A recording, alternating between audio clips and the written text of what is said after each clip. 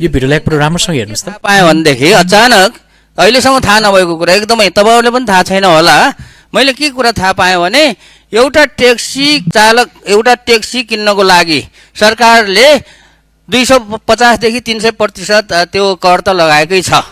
त्यसमा पनि अब ट्याक्सी चालकहरूलाई अझै कर के थप रहेछ भने त्यो ट्याक्सीको लाइसेन्स प्लेट लिनको लागि चाहिँ 15 लाख रुपैयाँ, कालो प्लेट लिनको लागि ट्याक्सीको पैसा त छुट्टै भयो, 30-35 लाख रुपैयाँ पर्छ। कालो प्लेट लिनलाई 15 लाख रुपैयाँ चाहिँ यो लिने चलन रहेछ। त यो कुरा थाहा पाएपछि मैले यातायात विभागको डिजीसँग कुरा गरेँ, यो के हो कुरा मैले त बुझिनँ भनेर भन्दाखेरि उहाँले चाहिँ यसमा चाहिँ चलखेलको कुराहरू ल्याउनु भएको छ हैन, यसमा सिन्डिकेटको कुराहरू आएको छ।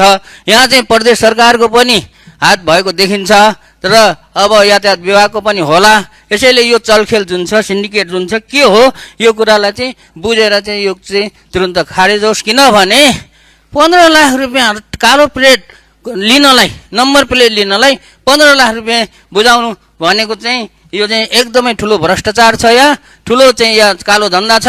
अहिले नेपालमा भएको लाखौं ट्याक्सीहरूले 15 लाख रुपैयाँ चाहिँ को दरले तिर्दाखेरि हिसाब गर्नुहोस्, अरबौं रुपैयाँको चाहिँ यहाँ चलखेल भएको छ। यो चाहिँ गर्नुहोस् र अब 15 लाख रुपैयाँ उठाउनको लागि दिनको 2000 रुपैयाँको दरले पनि हिसाब गर्ने हो भनेदेखि त्यो ट्याक्सीले त्यो 15 लाख रुपैयाँ उठाउन 25 महिना लाग्छ।